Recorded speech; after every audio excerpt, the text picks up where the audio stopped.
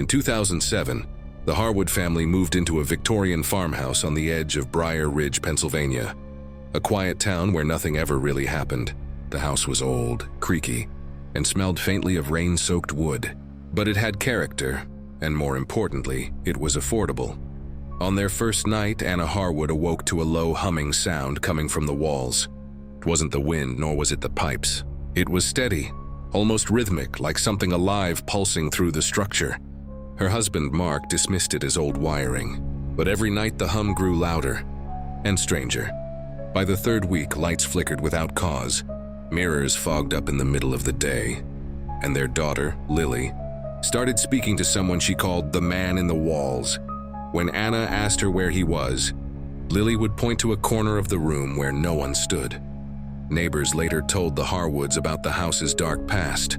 It once belonged to a recluse who vanished in 1961, leaving only strange sigils carved into the basement foundation. But by the time Anna learned the truth, the hum had already spread, from the walls to the floors, and into their minds. That's when the house began to breathe. The first morning after moving in, everything seemed normal. Birdsong outside, the smell of coffee, and Lily's laughter echoing through the hall. But as Anna unpacked boxes in the upstairs bedroom, she felt something odd. A faint vibration beneath her feet, like the heartbeat of the house itself. That night, the humming returned. It started from the far corner of the hallway and spread like a ripple through the air. It wasn't loud, just there, constant, steady, low. When Anna pressed her ear to the wall, she could almost swear she heard whispering beneath the hum, fragmented words, soft and unintelligible. Mark, still skeptical, took a flashlight into the basement to inspect. Old wiring, he muttered, brushing aside cobwebs. But as he stood there, the hum grew louder, surrounding him. The old pipes began to rattle. The light flickered, and for a split second, Mark saw something. A figure standing at the far end of the basement, motionless and black as soot. When the light blinked again, it was gone. Later that night, Lily began crying in her sleep. When Anna rushed in, she found the child sitting upright, pointing toward the wall. "He says he's hungry," Lily whispered. Anna felt her skin crawl. She turned on the light, nothing. But when she checked the wall again, she noticed something carved faintly into the paint. A circle with 3 intersecting lines, like a crude symbol. The hum was louder now. It had rhythm. It wasn't just sound when it was a call. The next morning, Anna found Mark unusually quiet. He barely touched his coffee, eyes fixed on the cellar door. "There was someone down there," he muttered finally. "I saw him." Anna tried to brush it off. Maybe the shadows were playing tricks on him. But when she went to check, she noticed deep scratch marks around the frame of the basement door, as if something had been clawing to get out or to get in. She ran her fingers along the grooves. They were fresh. That night, the humming grew louder. Not from the walls this time, but from beneath the floorboards.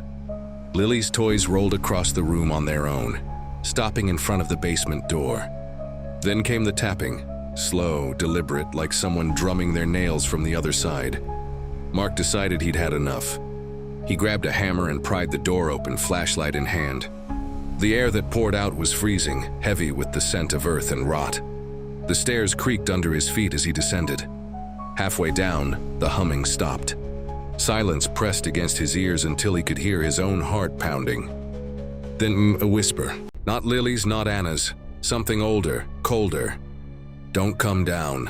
The flashlight flickered once more, and for just a moment, Mark saw movement. A hand, pale and thin, slipped out of sight behind an old furnace. He stumbled back up the stairs, slamming the door shut. Anna grabbed him, terrified. "What did you see?" she cried. He didn't answer. He just pointed to his arm. Long red scratches were appearing on his skin, as if invisible fingers were still holding on. That night, the scratching returned, louder, angrier.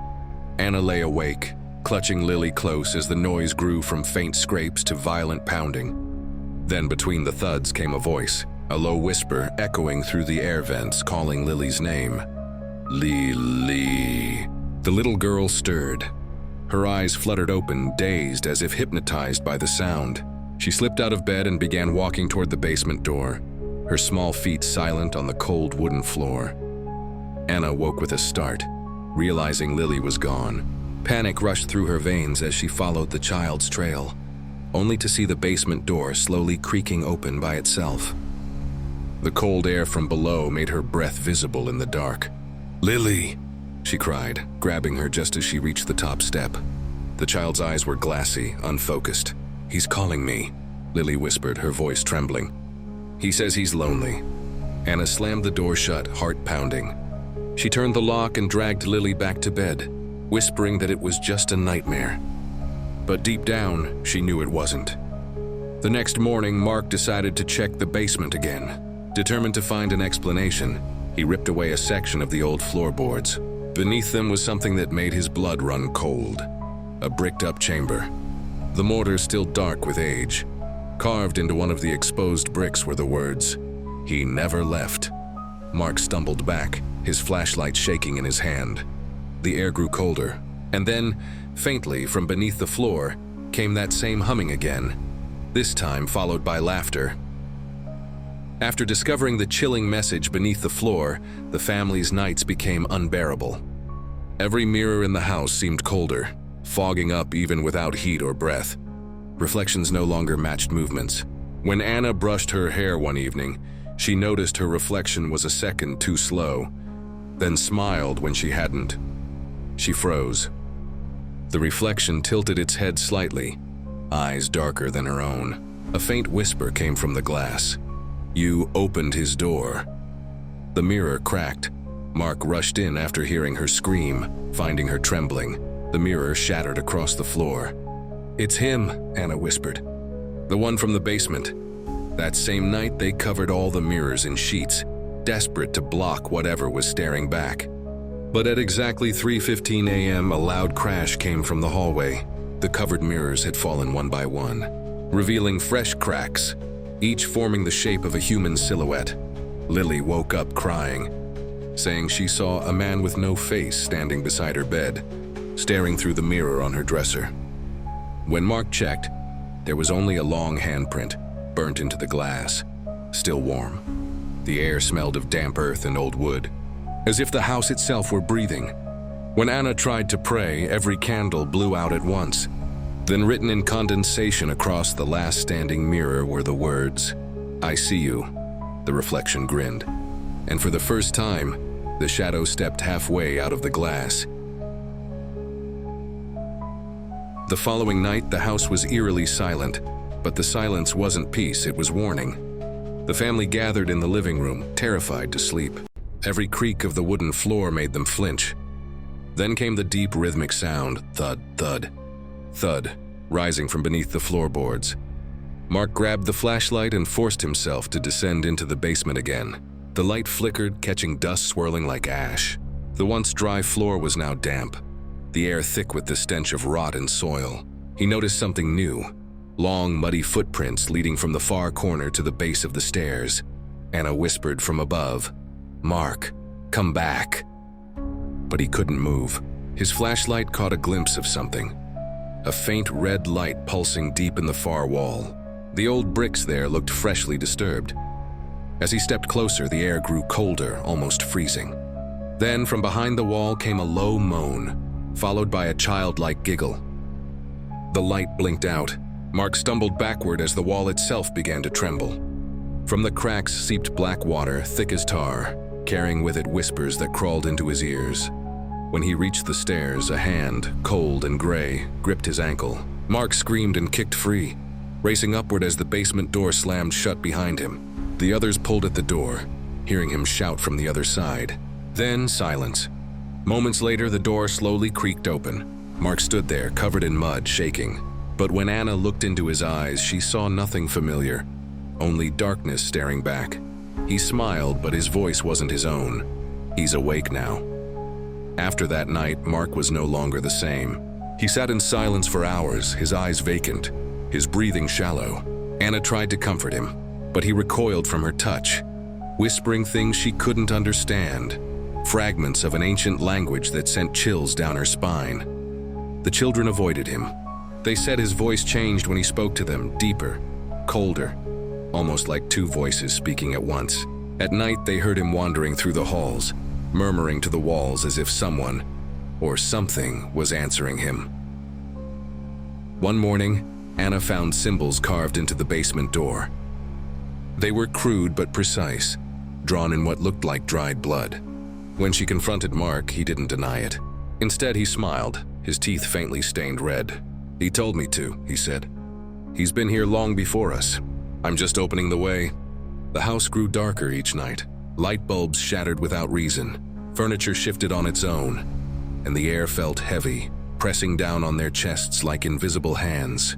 Anna called a priest, Father Reynolds, who agreed to visit. When the priest arrived, Mark stood in the doorway, motionless, his eyes pure black. As Father Reynolds began to pray, Mark convulsed violently, screaming in a voice that wasn't human. The walls shook, pictures fell, and a cold wind swept through the house, though no windows were open. Then, in a moment of stillness, Mark's head snapped toward the priest, and he whispered, "You're too late. He's part of me now." The lights went out. When they flickered back, Mark was gone. Only his muddy footprints led down, once again, to the basement.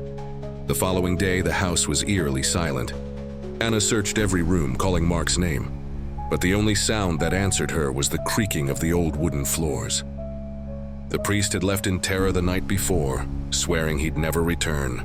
He muttered something about a presence that predates faith itself. Then Anna noticed the basement door. The carvings had multiplied overnight, circles within circles, strange letters twisting like vines. The handle was cold to the touch, colder than ice, and from behind it came a faint sound, a low, rhythmic thumping, like a heartbeat buried deep underground. Summoning her courage, Anna unlocked the door. A gust of freezing air blew past her, carrying the stench of decay. As she descended the creaking steps, her flashlight flickered, revealing wet footprints leading deeper into the shadows. The basement looked different. The walls seemed to breathe, pulsating faintly, and the old cement floor was slick with something dark. Mark was there, standing motionless in front of the far wall, his back to her. She whispered his name, her voice trembling. He didn't move, then he turned. His face was pale, his eyes void, and his mouth stretched into a smile that didn't belong to him. "He's awake now," Mark said softly. "He was waiting for you." The wall behind him began to crack, widening as if something enormous was pressing from the other side. A black liquid seeped through, pooling around their feet. From the cracks, whispers poured out, hundreds of voices calling Anna's name in unison.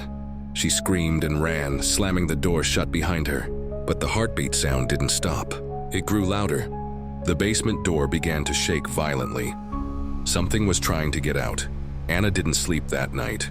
She sat in the living room, clutching her children close as the sound from the basement grew louder. Thumping, scraping, whispering. Every so often the door shuddered violently, the hinges groaning like something massive was striking from the other side. By dawn, silence returned. She hoped it was over. But when she looked outside, the ground beneath the house had cracked open. Thin lines of black seeped across the yard like veins, pulsing faintly. Even the air smelled different, heavy, metallic, almost burnt. Anna packed what she could and told the kids to wait in the car. She needed to find Mark before they left. The house groaned as she stepped inside, the floorboards soft underfoot as though the foundation itself was decaying. When she reached the basement door, it was wide open. The stairs were gone, replaced by a gaping black pit that breathed. From the depths came Mark's voice, weak, distant, calling her name. Against every instinct, she leaned closer, peering into the darkness. Something moved. Not Mark, something larger. The air shifted and a wet, slithering noise filled her ears. Then two pale hands reached from the pit, gripping the edge of the floor. The thing that pulled itself up was not human. It was a shape that flickered between flesh and shadow, with eyes that burned red like dying embers. Anna stumbled back, screaming as it began to crawl toward her, dragging its heavy body with a sound like tearing meat. It whispered in Mark's voice, "You opened the door. Now you belong to us." The house trembled. The walls cracked, and the darkness poured out like a living flood. Anna bolted for the door, her heart pounding so hard she thought it would burst. The children were still in the car, their frightened faces pressed against the window. As she sprinted through the hallway, the house itself seemed alive.